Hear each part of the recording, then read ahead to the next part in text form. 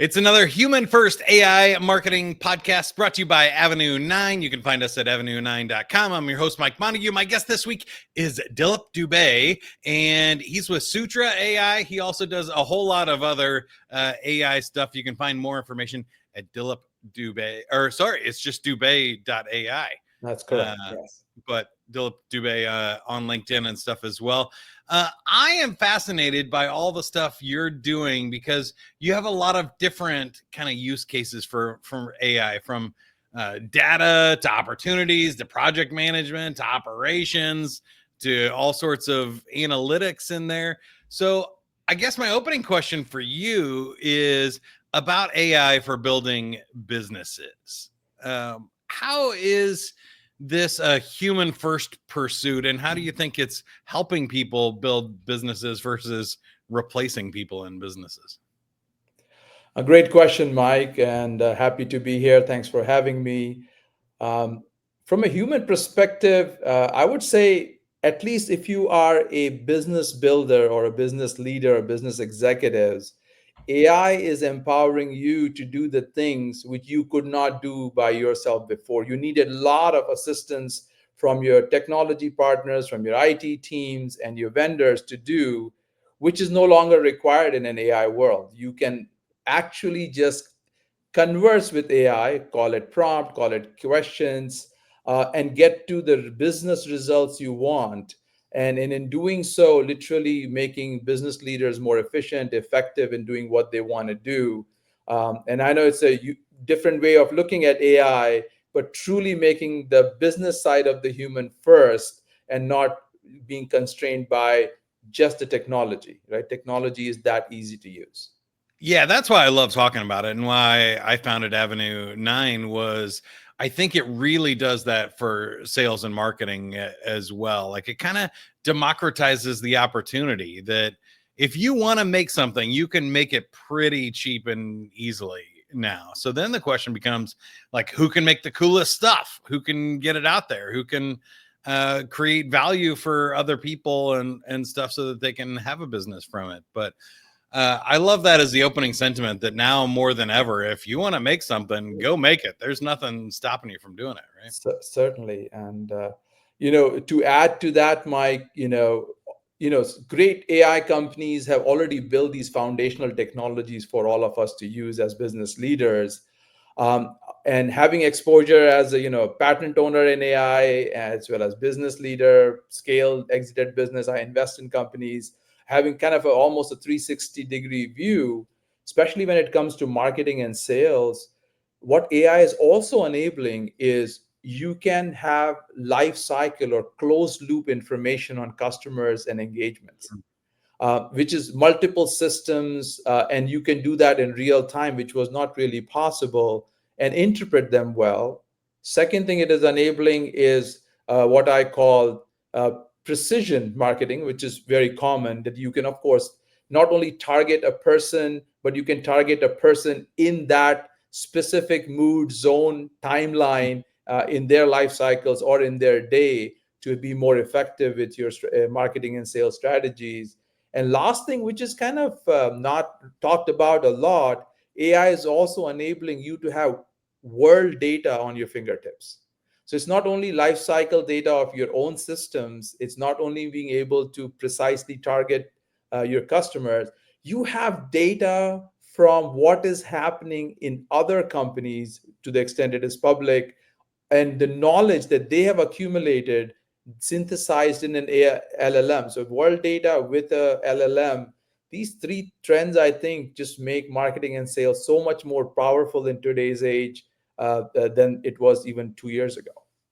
I totally agree, and I want to dive into all three of those with you. But since it's the AI marketing podcast here with Human First, why don't we start with the marketing? Because I find that fascinating, that this is a fundamental shift, I think, in the way that we communicate with people, and everybody's saying that. I mean, AI changes everything, right? But for marketers, we've gone from broadcast media, you send one message and put it on television or radio, to persona-based messaging with the internet and social media, that we could market to a certain type of consumer, to now it's really individual marketing. You craft one specific message to go to one specific person. And Right. enterprise, that's cool, account-based marketing, but even in B2C now, you can do pitches and ads to one person. That's crazy. And to me, it almost flips it all the way back to where it was before mass media invented. Go back to the 1800s or something. You could only market to one or sell to one person at a time. Right, right. Like And you would say, I know my customer really well. I know their kids and where they're in life cycle. And you can literally do all of those things. And to add to what you're saying, not only target an individual, but what is the right decision making time for them and in what context, and in a B2B ABM, what is the right mix of individuals, right? At what yeah. level, at what time that they come together to make the decisions, not only just surfacing the right information. It's like, how will it all come together? That is so much more possible today than it ever was. Yeah, I find that fascinating. Have you seen any cool use cases or examples of that? What does it mean in actual practice for people? So talking about businesses, so I'll take like a legacy business. It's a retail chain struggling, of course, in today's world with all the pressures we have seen in the retail businesses, to just grow the top line and make better margins. Yeah. And this company was thinking, if they can just get 1.5% top line tick, pretty much most of it will fall to their bottom line and they can make things better. This company is on track in few months to hit 6% uptick. It's a regional retail chain. And I remember talking to the owner when the thought process started, and it was like, really, AI can grow the top line for me? Like, and of course, there's a gap in believability of what AI can do, and then there's a gap in actually being able to implement it. If you cross those two Yeah. challenges, you can do. And all they are doing is they already had this life cycle data just in different places, all the great retail data that exists in the world. Now they're able to precisely target it to their customers. Their campaigns are better, their customer service is better, and their, of course, product mix is better. So they were able to do all of these things, and we're talking 6 months, right? So these are the kind of opportunities which are real and in front of businesses today. And I think that kind of takes us to the closed loop reporting and AI that you talked about, because I still feel like, and you can feel free to disagree with me, but the hardest part about AI right now is really getting all of it together. We keep hearing these promises of what AI will be able to do for business, or like, oh, we have this AI for whatever, social media automation, or we have this AI for customer service chatbots, but really getting all of them talking to each other or working in a closed loop, 360 view on your business is really hard Yeah. still. Do you disagree with me, or can give me an Oh, update on where we're at with the state of this?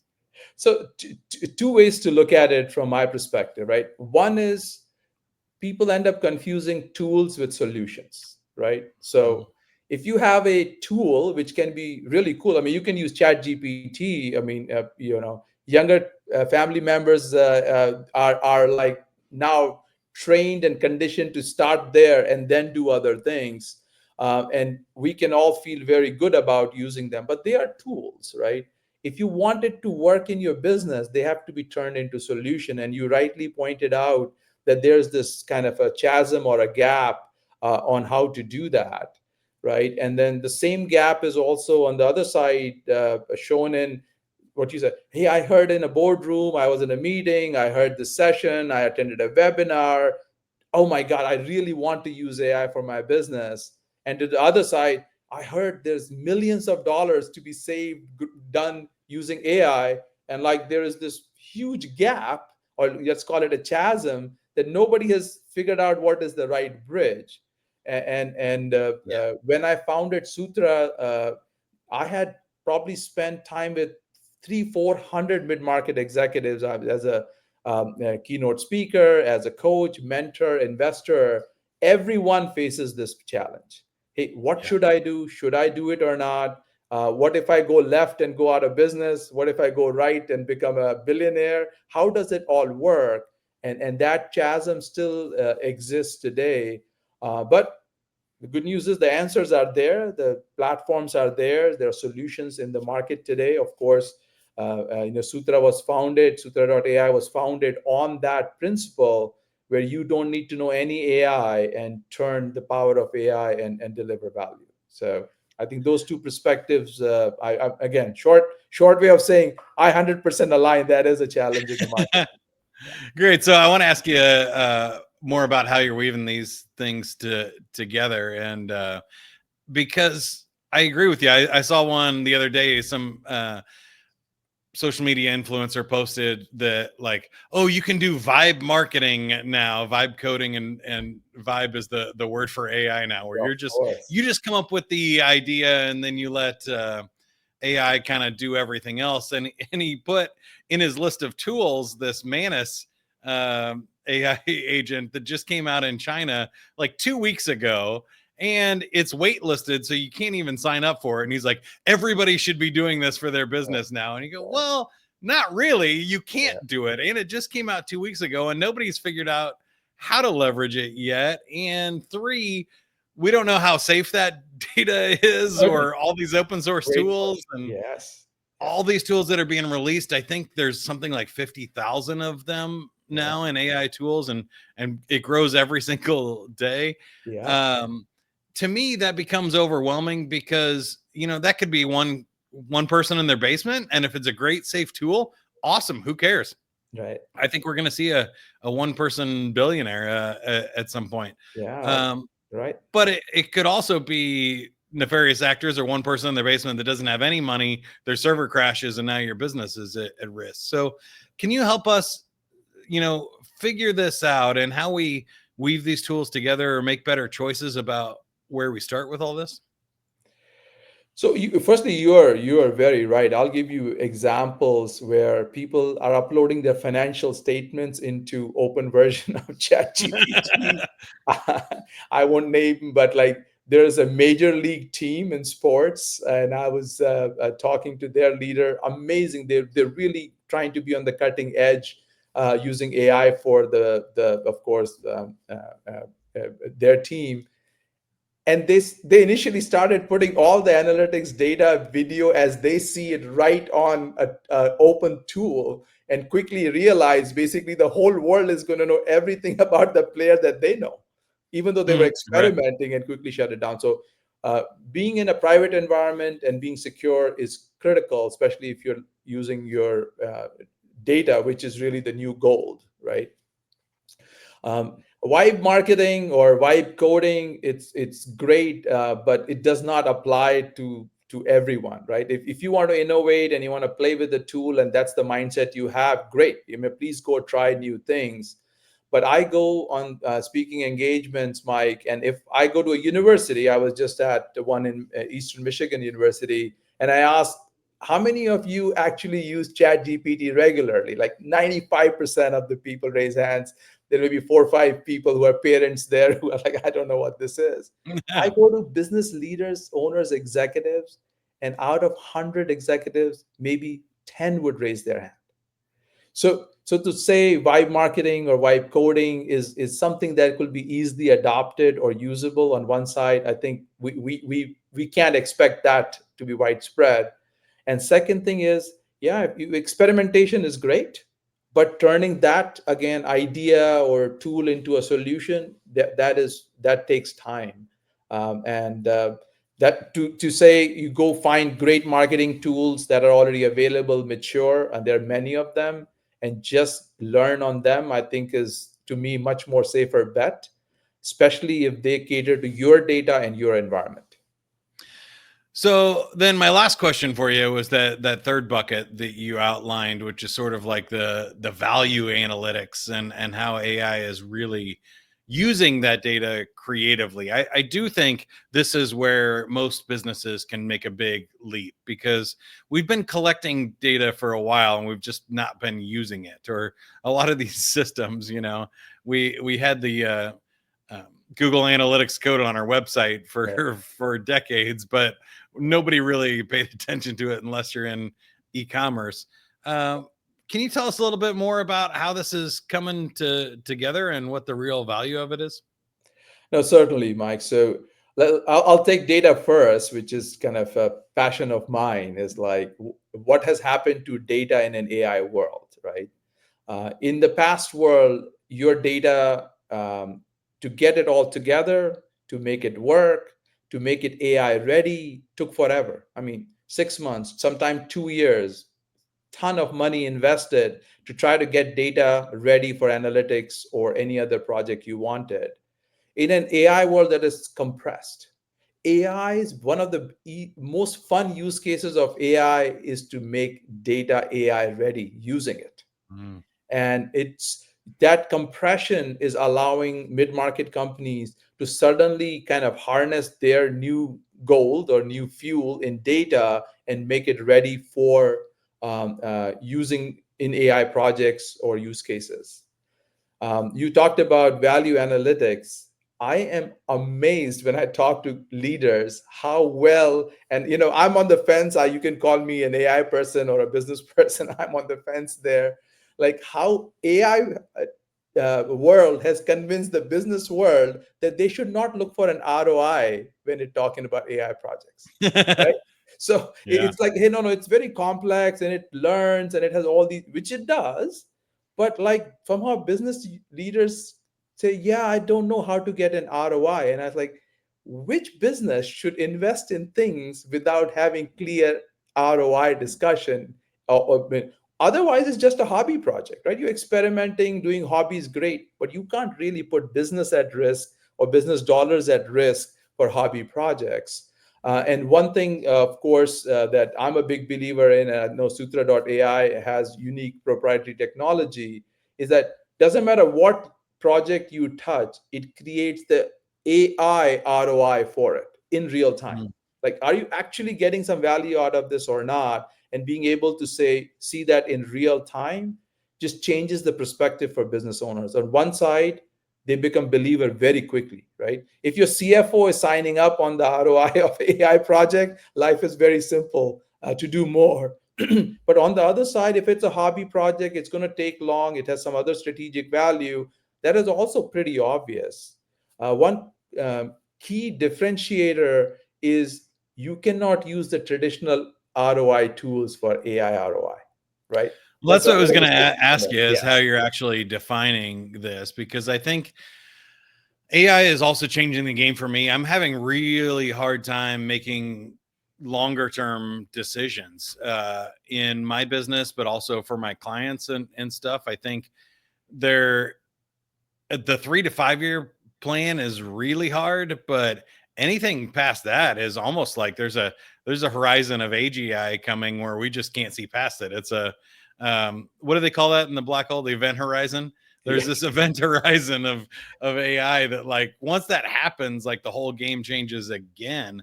So I'm wondering how you calculate AI ROI, and like what people should be thinking about or how they should make decisions, because I also love what you're saying about these small tests are great. Do the small tests, they're low cost, there's no risk.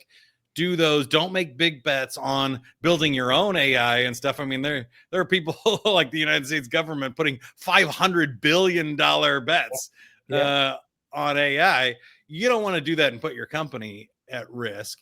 And so I think the muddy area, to wrap up this really long question, is what is a mid market? What is a small to medium sized business do where they don't really want to, have a hobby project and they also can't afford to make a huge mistake? Yeah, it's very true. I mean, if you don't pay attention to the ROI or AI ROI, you could spend ton of money and go nowhere, right? And sometimes you may be convinced you want to build a foundational model as a mid-market business. If somebody's trying to tell you to build foundational technologies, please say thank you and move away from that advisor. Back away slowly. Yeah, so that's going to be utility. It's going to be provided by many great companies which are out there: Anthropic, OpenAI, of course, Google. We just need to ride these elephants, right? And build great applications and solutions and projects for your business, and connect them to dollar savings, growth, innovation, very specific outcomes.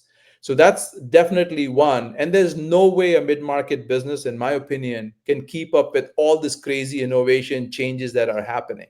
So please make sure that you do not follow the traditional management practice of, oh, I will understand the whole market and then make a decision. People who are in AI cannot do that. So if you're not in AI world, that's going to be very, very challenging. Yeah. Other thing to qualify that is that please do not fight the talent battle in AI if you're a mid-market company. If you Mm. think you can hire the best AI talent and that will give you the best AI solutions, which is how people used to think before, and that's how you will win. Well, firstly, you can't afford that talent. As soon as you train the talent, OpenAI pay you $300,000 per year and take that talent. You are just not, may not be as crazily sexy and cool for an AI talent to hang out. So the idea is train your people to use AI and not become AI people, right? And that's Mm. the way to look at it. And then to your question from a mid market perspective, get control of your data, right? It is very easy now. Whoever is telling you it's difficult, they are 3 years too late to the party. Mm. Second thing, pick one or two use cases or projects with clear ROI. And the, you ask what is different. An AI ROI, AI learns over time. So you can't have the ROI on a single event day. You have to think of ROI over time. uh, AI ROI may not be just incremental, it could be step change, which basically mean you could be doubling your revenue of a certain business line because you have a whole new offering you can create in this innovation, which you may have not thought of before, and AI allows you to do that. So those are the components that you have to really plan for when you look at ROI in an AI world. And of course, ignore this idea like, hey, here's an Excel file. I put all my investment and then I have an IRR, or I look at break even time. And those ideas don't fully work. Of course, I do have like an AI ROI calculator that I freely share on Dubey.ai that people can go and request. At least gives you a baseline on how to think about it. Very cool. I mean, I think the last 2 minutes of your answer there is some of the best advice that I've heard on AI on the internet there. So go to Dubey.ai and learn more about Dilip and connect with him on LinkedIn as well.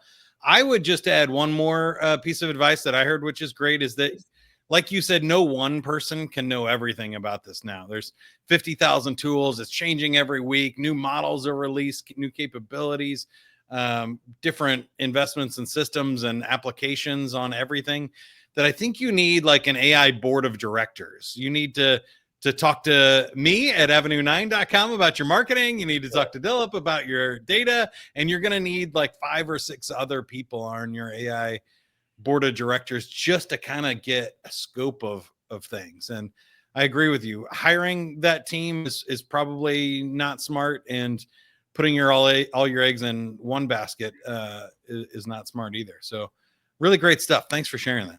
Yeah, no, well said, Mike. I think you do need that board of advisors, or for sure reduce the dimensionality of who and what you look to advise for. And then my last question before I get you go is your predictions on the future and where you see this going. So we'll start with the short term. In the next 3 to 5 years, how do you see marketing changing with AI? I think two areas which are very intriguing to me. One is this whole agentic thinking that is coming into play. And we talk about from a marketer's perspective what it's going to do, which is fantastic, right? You can have agents cater to individuals, you have agents do their task. Certainly humans can do much higher level thinking and planning and strategy. But there is also the component that all your consumers are going to have their own agents, right? So you may not be selling to that person. That person may also be very smart about what is coming in and let their agents decide what they want to consume. This is new thinking. Not many people are focused on it today. That is coming, especially if the regulations and if the market moves where the consumer data is owned by the consumer. Well, I that hope that would so. be A lot of people are difficult. working on that. I hope so. That Yes. would be great. Yeah. Yeah, so it could on one side balance the things where consumer get paid for their own data possibly. Other side, people who do it the right way can benefit because they are engaging with them in a more structured way. But also there will be very little room for noise left because AI on both sides can decipher that. And it'll be really fun where you Yeah. have to sell to an AI agent and not sell to a human. So on marketing, I see that happening in next 3 to 5 years. Yeah, that's really cool. Now, if we push out like 30 years or within our lifetime, how do you think humanity shakes out in a world with AI? Do you have a favorite sci-fi movie that you hope we would end up in, or one that you would think is most accurate for where we'll actually end up? I mean, come to movies. Of course, I love sci-fi movies, but where 30 years is too far, right? I mean, I do like the concept of the greed and the concept of money may be eliminated with AI because we would have eliminated so much need for labor and software in general that all of us can live a life in a different dimension. But you cannot downplay human ambition, human greed. So who knows where that goes? Uh, but one way to look at it, Mike, is like we can barely predict what is going to happen in like next 3 to 6 months. Things you think are going to change the world don't happen, take much longer. Self-driving cars, agents, great value, they will happen, may take a little bit longer than we want. On the other side, you have DeepSeek show up and just innovate on top of a foundational model and make it 50 times cheaper, right? So, with similar results, not saying again, jury's out, let's see how they really perform over time. But those kind of innovations are possible that we are not looking for. So, in 10 years, 20 years, 30 years, I think crazy things will be possible. I mean, you can talk to your pets using AI. This is actually happening now, not 30 years from now. Like people are taking Tell 10 us about million. that. Yeah, so people are taking 10 million records of a individual species of a dog or a cat, right? The video, their sounds, barking, their expressions, their movements, and seeing as they are in their environment how they react to it. And many pet owners will tell you they kind of know how their pet is feeling. They don't need AI to tell them this. But being able to converse with your pet without Elon Musk Neuralink, just because AI will be able to interpret what they are saying very, very closely. It may not be in like a literal English language, but you could literally prompt your pet, and the pet can prompt you. And as a past pet owner, I don't know if I really want to know what my dog is thinking about me. May not be great all the time. The dogs are probably great. It's the cats you got to worry about what they're thinking. They're Yeah, thinking you're still lunch. yeah, Yeah. yeah. But those kind of Um, things are happening now, and we should be able to see more of that.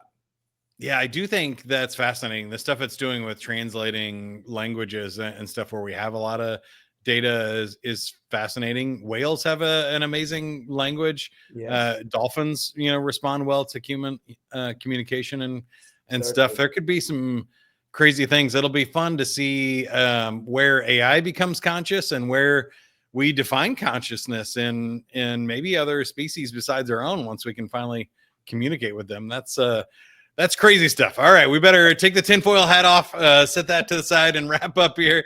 So, Dilip, tell us about Sutra.AI, how we can help you, and how you can help us. Well, Sutra.AI was founded when I traveled the world and talked to like hundreds and hundreds of executives about this bridge that they can't cross. Excited about it, they have a desire, they see the results, but they can't cross because they don't have AI teams, AI knowledge.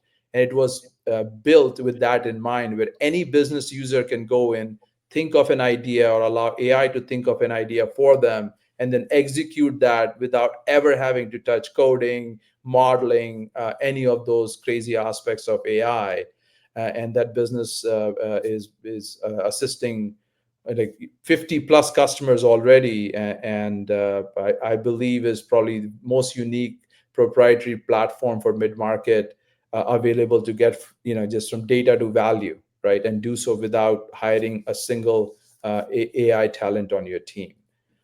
And just excited about what team is doing there, the success they're having. And I'll give you examples here and I say this to all mid-market customers, right? If you're not thinking of doubling your EBITDA in next 24 months with the AI thinking, you're leaving money on the table. And many of them will say, that's great, ambitious thinking. It sounds a little out there, but I'm not saying about what is possible. I have friends and customers of Sutra who are already done that in last 24 months, right? And technology is better today. So if you are not thinking in those kind of big numbers and step changes, you are definitely leaving money on the table. And Sutra.AI enables that. Awesome. And don't forget to go to Dubey.ai to book Dilip as a speaker, learn more, connect with him on LinkedIn, and continue this conversation. As for me, I founded Avenue 9 to help other people do AI marketing in the right way, not to create autonomous Terminator robots to go out and spam everybody you can scrape off the internet, but how do you create these one-to-one human connections and tell better stories with the help of generative AI than you've ever been able to do before. So if you want to engage an audience like a membership group, a franchise community, your clients, channel sales, stuff like that, reach out to me, avenue9.com. And until next time, keep going. Have fun with it, everybody. See ya.